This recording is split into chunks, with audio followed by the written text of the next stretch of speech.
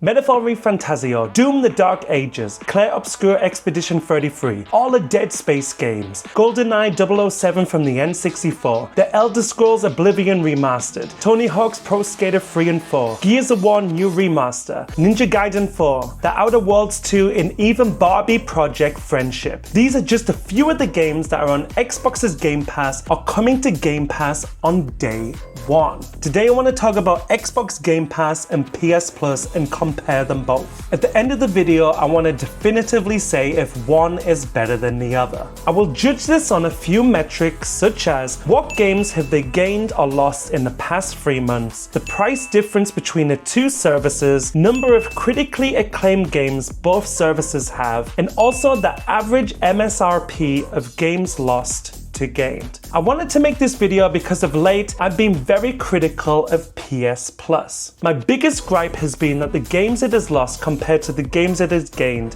does not add up. For instance, in the last 3 months, PS Plus lost Resident Evil 3, Mortal Kombat 11, Life is Strange 2, Life is Strange True Colors, Dragon Ball Z Kakarot, Animal World, Tales of Kenzera Zao, Kenna Bridge of Spirits, Slay the Spire, Grand Theft Auto 5, Batman Arkham Knight, and Infamous Second Son. They also lost 2 PS3 classics. I don't know how they do this, maybe there's a remaster coming, but they lost Resistance Fall of Man and Resistance 2. In that same time period, they also gained UFC 5, Prince of Persia The Last Crown, Captain Tsubasa Rise of the New Champions, Hogwarts Legacy, Blueprints and that was a day one release, Battlefield 1, Battlefield 5, Sandland, Soul Hackers 2, and Five Nights at Freddy's Help Wanted Full-Time Edition. It's just pretty disappointing on both sides, but let's see what Xbox had in the past 3 months too. Xbox in the last 3 months lost SpongeBob SquarePants Battle for Bikini Bottom, Yakuza 5 and Yakuza 6, Evil West, Liza P, Sniper Elite 5, Brothers of Taylor 2 Sons, and Remnant 2. The rest of the games were smaller indie games which you can pick up for a low price, so I didn't include them in this. Meanwhile, the games that Xbox gained in the last 3 months was Atomfall on day 1, Octopath Traveler 2, South of Midnight, Borderlands 3 Ultimate Edition, Blueprints on day 1, same as PS Plus, The Elder Scrolls Oblivion Remastered, Claire Obscure Expedition 33, Doom the Dark Ages, Metaphor Fantasio, 2 a T, which is a pretty cool looking game, Stalker 2, Baldur's Gate 1 and 2 Enhanced Editions, Warhammer 40k Space Marine Master Crafted Edition, the big one, Rematch, EA Sports FC 25, and of course,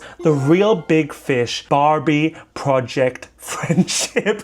Okay, I'm obviously joking on that one, but you know, that is a hell of a lot of games that they've added, like big AAA games. So this is the end of the first metric, and I've got to say Xbox have much more to give in their offerings than PS Plus does. So I've got to give Xbox the win here, so it's 1-0. Now, let's compare the average cost of the games lost to the games gained on both services. So Xbox lost 36 games in the past 3 months. I put their MSRPs at $1,800 of games lost. That is a lot, to be fair. On the other hand, in the last few months, they gained about $1,600 in games. That means they lost about $200 in value, but they did add 4 or 5 day one releases in the past 3 months. Let's move on to PS Plus. I estimate the games lost in the last 3 months at $1,500. And for the big reveal, how much did they gain in games? $1,200. This means that PS Plus also lost value. They lost $300 in value. So to compare on this metric also, Xbox wins here because they only lost $200 in value while PS Plus lost $300 in value. So Xbox is 2-0. I know it's only $100 in difference, but I think they deserve the win here because the amount of day one releases they had. Obviously I'm a PlayStation guy, but I've got to give the win to Xbox. Now for this third metric, I've decided to compare the amount of critically acclaimed games both services have. When I say critically acclaimed, I am basing this on a score of 80 or more on Metacritic. So let's start with PlayStation because they are losing right now.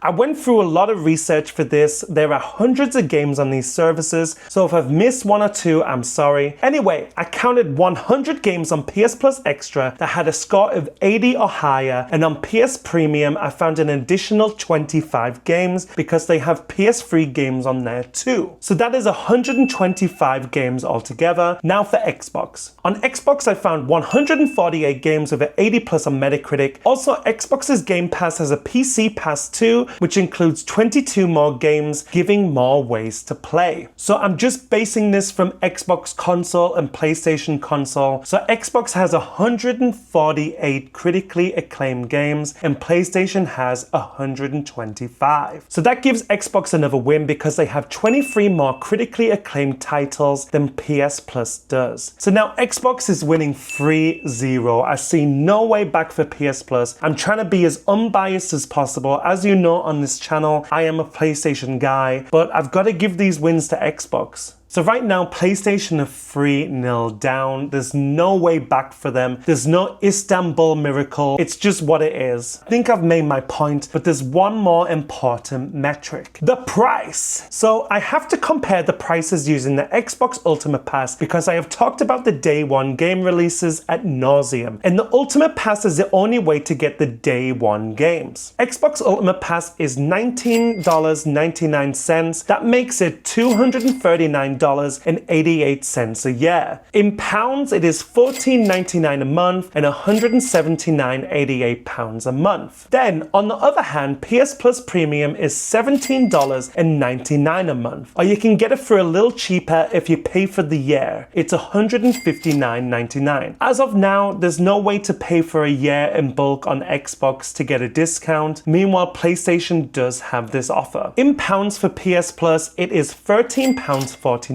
or $119.99 a year. PS Plus is $2 or £1.50 cheaper a month. Okay, that's not a big difference at all. If you're comparing it on the month, like $2, £1.50, that's not a lot at all. But yearly is where we see the biggest difference. So the reason why I mentioned yearly is because PS Plus is way cheaper. It is $79.89 cheaper or £59.89 cheaper than Xbox's Game Pass. So this kind of shocked me, to be honest. I was expecting it to be way closer than this, but I guess that the yearly service is actually a really good deal on PS Plus. As a caveat though, you do get a lot of day one releases and AAA games on Xbox's service, but PS Plus is cheaper by a long way. So I've got to give PlayStation a point for this. So at the end of the video, we're ending this with Xbox free and PlayStation 1. So Xbox is the winner of the two major subscription services. In the end, you can't beat the fact that Xbox puts big AAA games on the service day one. And if PlayStation offered the same as Xbox with all of the AAA day one releases, and it was the same price as the ultimate Xbox Game Pass, I would pay it. Like if we got like Spider-Man 2 day one, God of War Ragnarok, the new Wolverine game that's coming day one, awesome. I would pay that straight away. So I'm sorry to give the win to Xbox. I know a lot of you come to this channel to see stuff about PlayStation, but we've got to be honest here. PlayStation can offer us more. We do pay a big premium for the service and we should get more back for that.